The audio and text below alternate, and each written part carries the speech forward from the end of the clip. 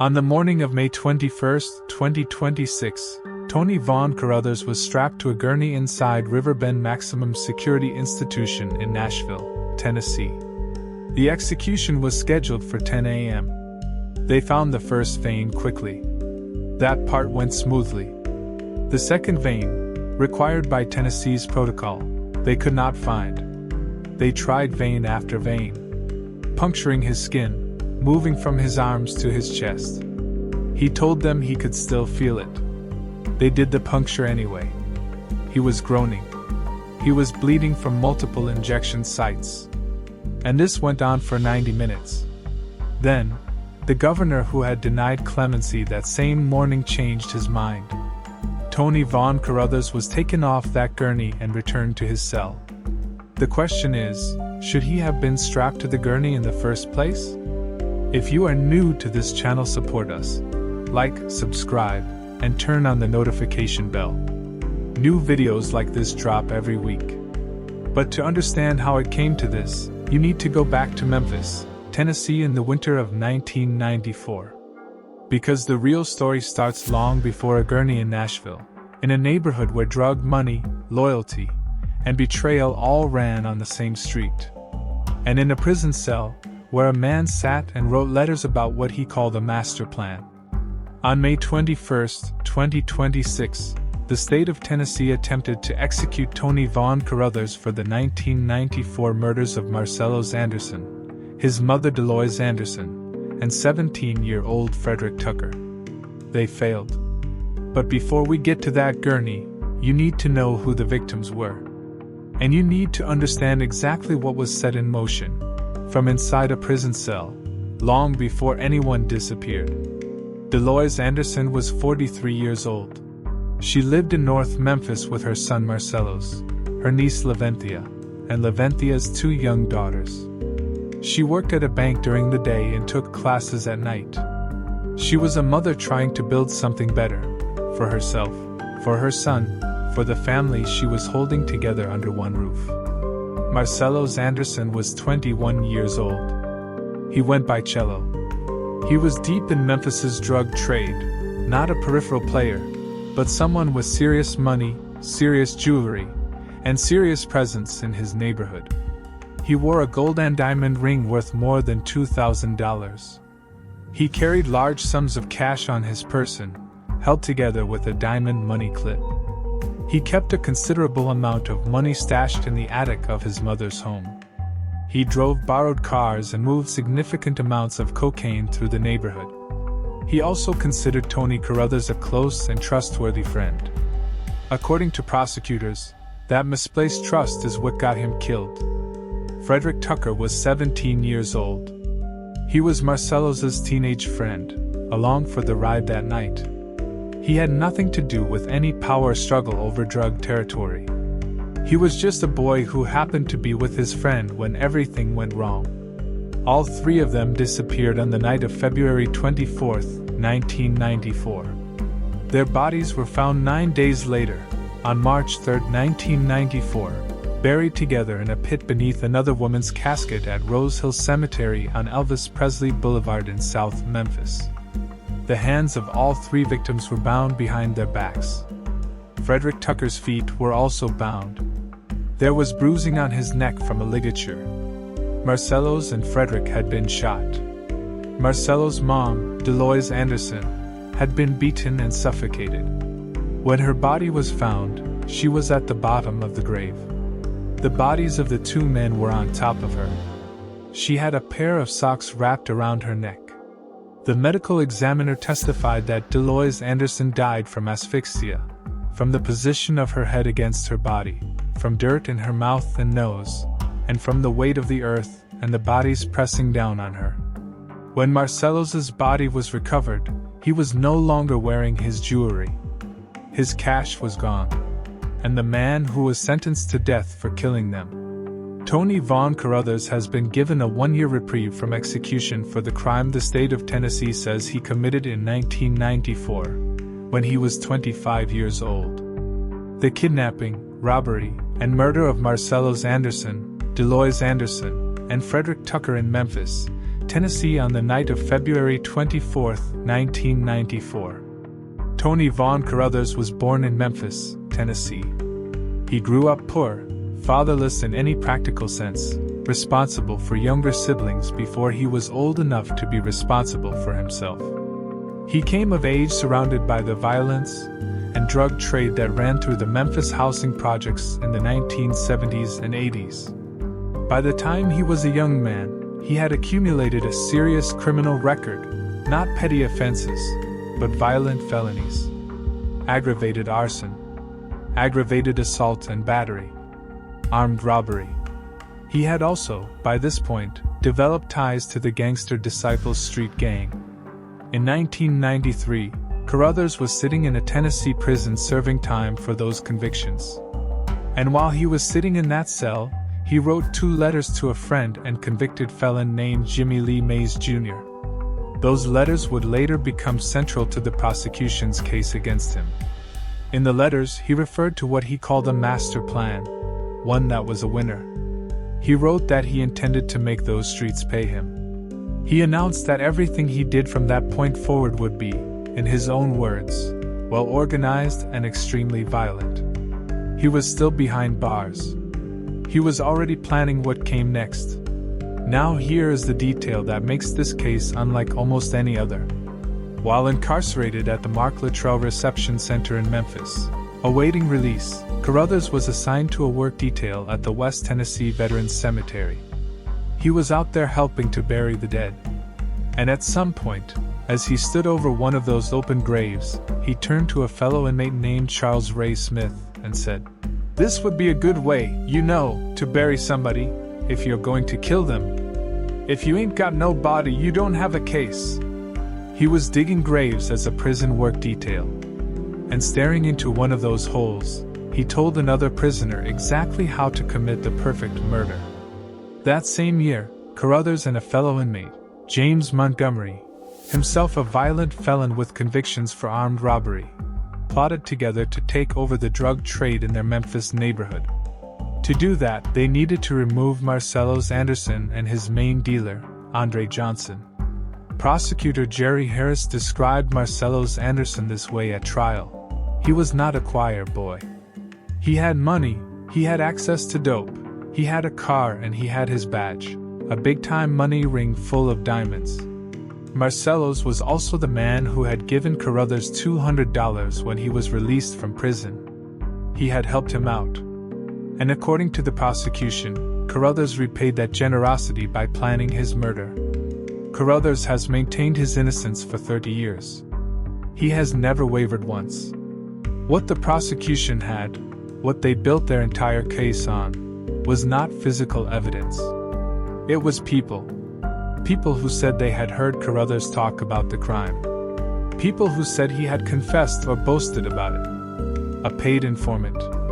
Convicted felons. Prison witnesses. Not one fingerprint. Not one DNA match.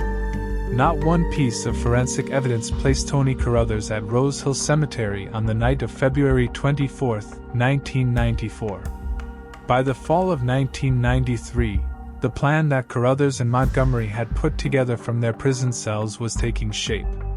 About 2 weeks before Christmas 1993, Jimmy Lee Mays, the man Carruthers had written the letters to, saw Carruthers loading 3 antifreeze containers into a car. Carruthers indicated to Mays that the containers were not filled with antifreeze. They were filled with gasoline. Why would a man who had just been paroled be filling antifreeze containers with gasoline? That question sat in the background of everything that followed. On January 11, 1994, James Montgomery was released from prison. The 2 men who had plotted together from their cells were now both free. The plan was no longer a letter. It was active. Almost immediately after his release, Montgomery visited a man named Andre Johnson, Marcellos Anderson's drug associate, and told him directly that he, James Montgomery, was now in charge of the neighborhood. He was announcing a takeover. Johnson understood the threat. He went to warn people. On February 23, 1994, the day before the murders, Marcellos Anderson borrowed a white Jeep Cherokee from his cousin Michael Harris. That Jeep would become the vehicle of the kidnapping, and would later be found burned in Mississippi. At around 4:30 in the afternoon on February 24, 1994, witnesses saw Marcellos Anderson and Frederick Tucker riding in that white Jeep Cherokee alongside James and Jonathan Montgomery. That same evening, Laventhia came home to find the house quiet in a way that felt wrong. Her aunt's car was in the driveway. Her purse was on the counter. Her keys were in their place. And there on the table, a plate of greens that Delois had served herself for dinner. Uneaten. Still sitting there as if she had just stepped outside for a moment, and would be right back. Laventhia assumed her aunt had just stepped out. She went about her evening. She was still waiting when it became clear something was very wrong. According to the prosecution's account, Carruthers and Montgomery had gone to Delois Anderson's home that night, lured her out or entered the house, and taken her, either because she could identify them or because she gave them leverage over her son. She was interrupted mid-dinner. She did not leave willingly. They forced her to call Marcellos. He came home. He brought Frederick Tucker with him, a 17-year-old who had no idea what was waiting inside that house. According to paid informant Alfredo Shaw's account, Carruthers put a gun to Marcellos and ordered all three of them into the Jeep Cherokee. They drove to Rose Hill Cemetery on Elvis Presley Boulevard. And this is where the plan that Carruthers had conceived in a prison graveyard became reality. At the cemetery, they dug a pit beneath a pre-constructed grave.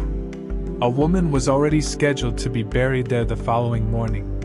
The grave was prepared. The headstone was in place.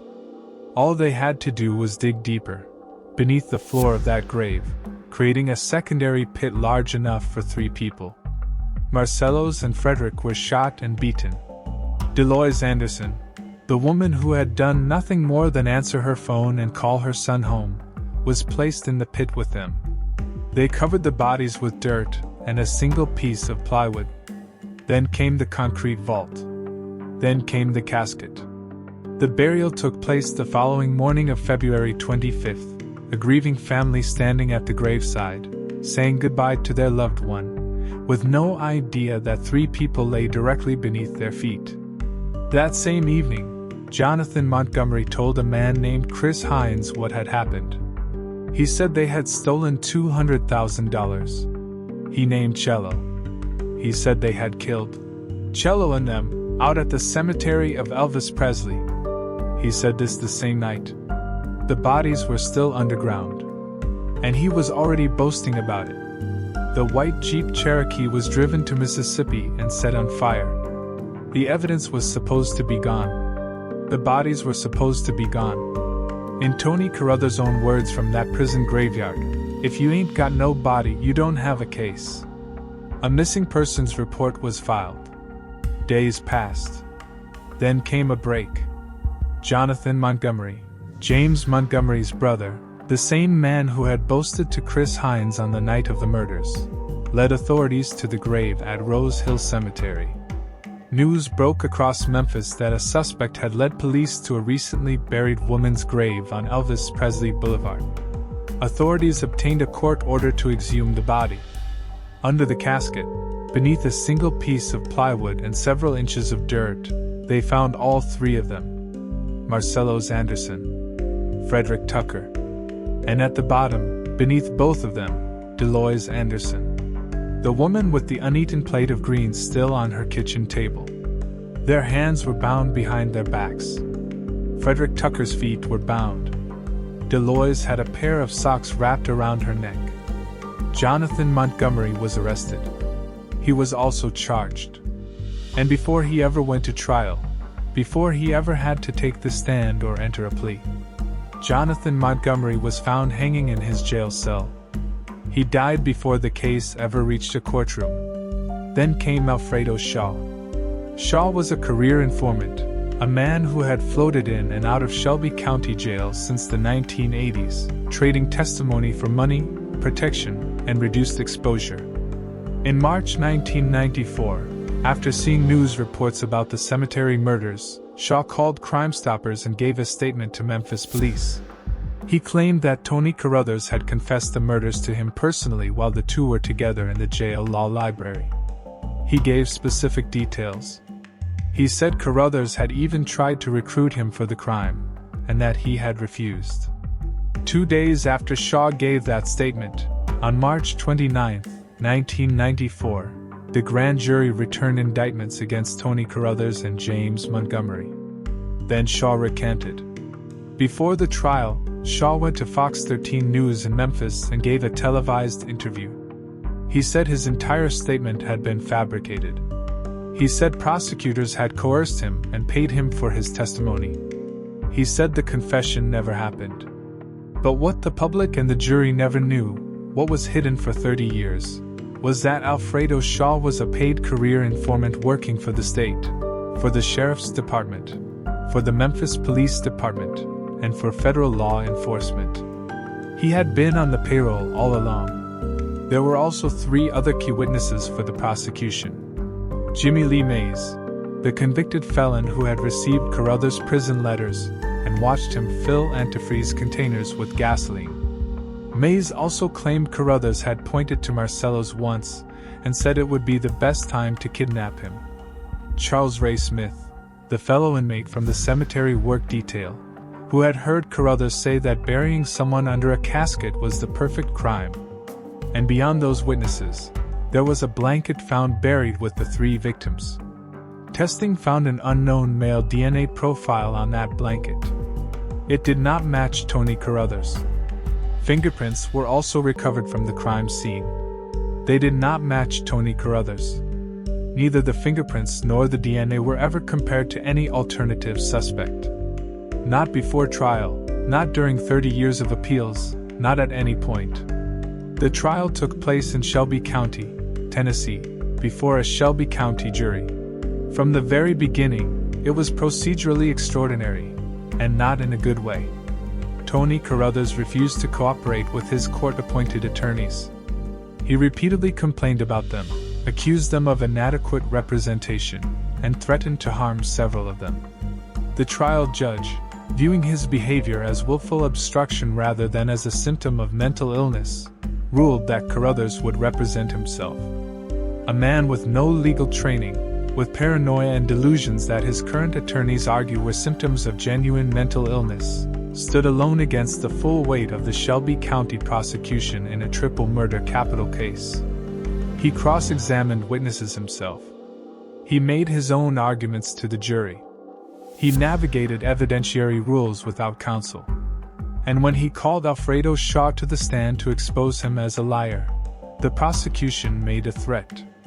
They announced in open court that if Shaw contradicted his original grand jury testimony, he would be charged with 2 counts of aggravated perjury.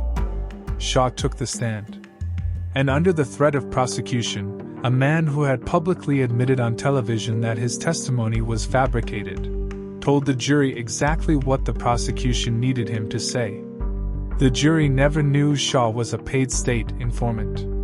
That fact was hidden from them for 30 years. It was only formally acknowledged by the state attorney 2 years before the 2026 execution attempt.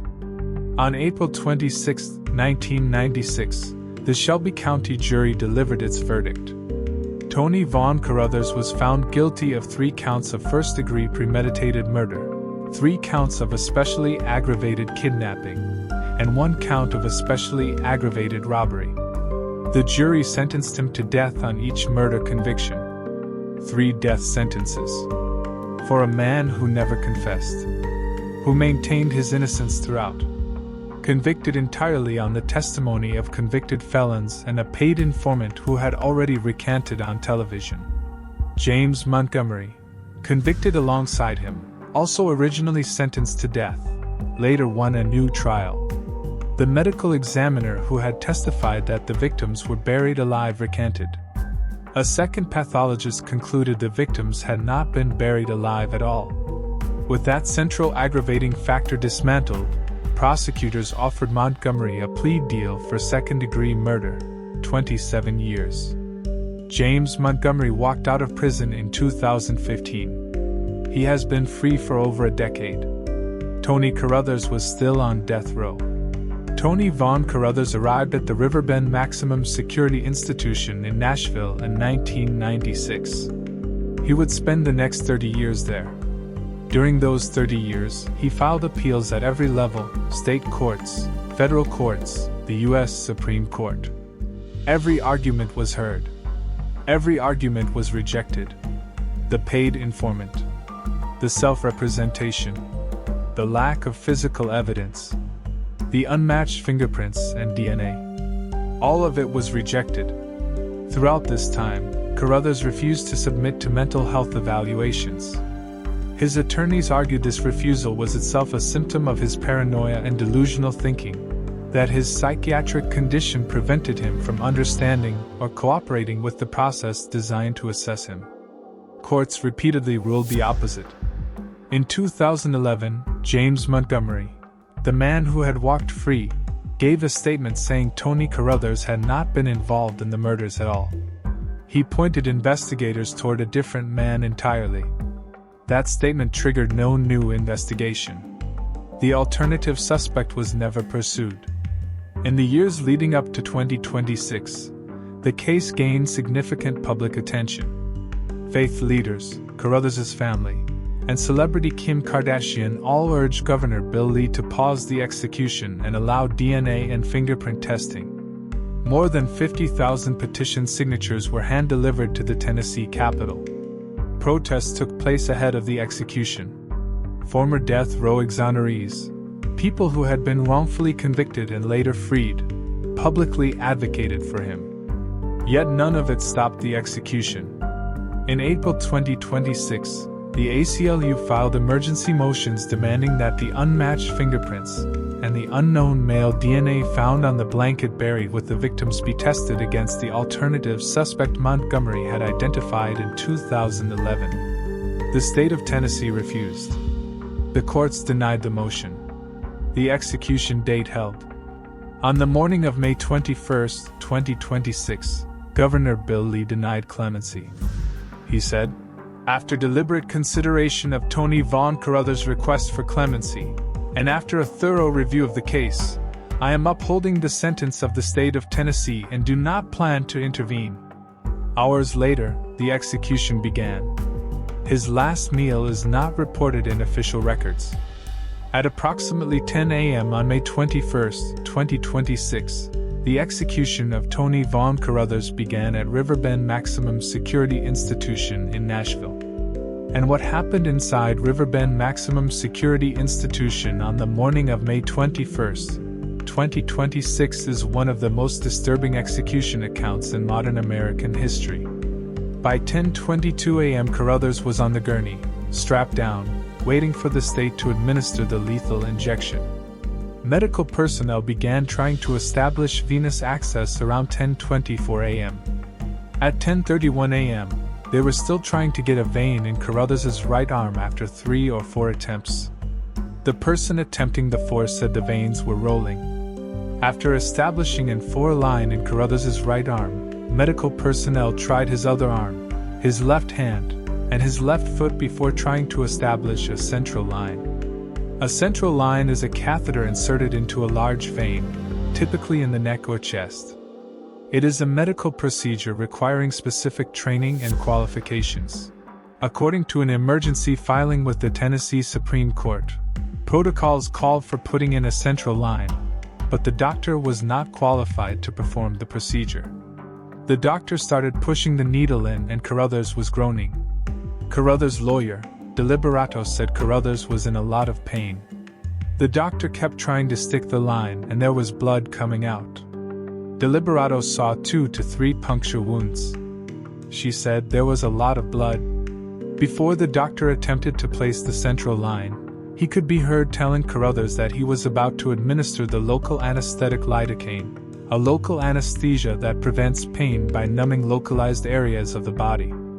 Minutes later, Deliberato could be heard questioning if the doctor was qualified to perform the procedure. "Do your job, sir," said another man identified by Deliberato as a member of the State Attorney General's staff.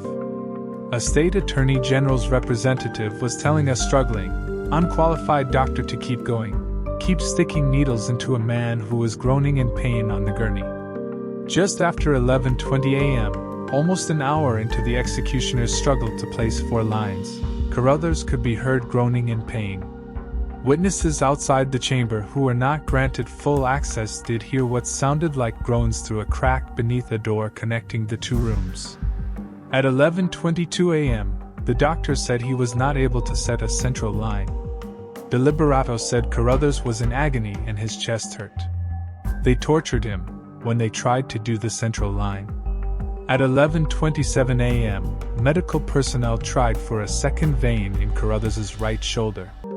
At 11:30 a.m., they claimed it was set and said there was flow times too.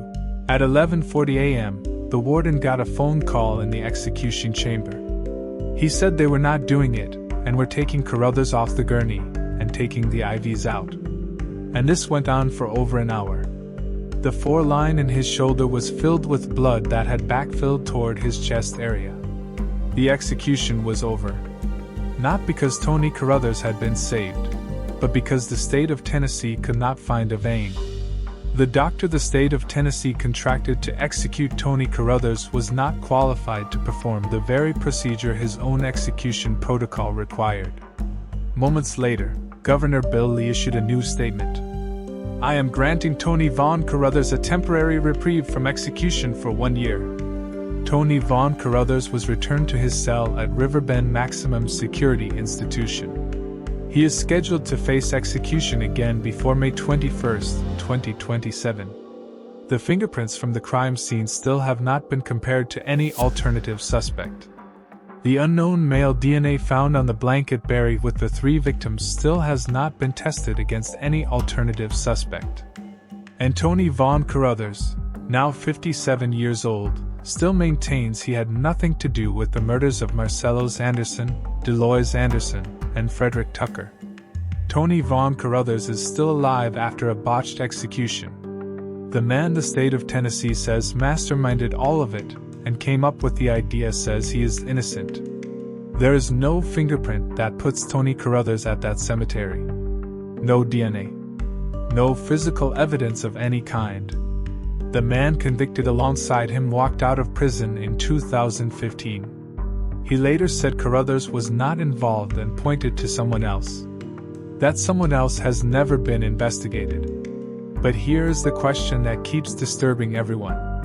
3 people were buried alive in a Memphis cemetery in February 1994. They deserved justice. Their families deserved answers. But is Tony Von Carruthers the man who put them there?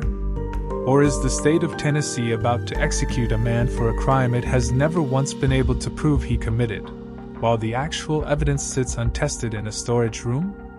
Drop your answer in the comments below. And if this story stayed with you, share it, like it, and subscribe. Because every story on this channel is about a real person. And every real person deserves to have their story told in full. If you're a lover of creepy true crime stories, true crime documentaries, horror crime, unsolved mysteries and the rest, you can do well to check out our twin channel Mysterious Dark Files for more videos like that.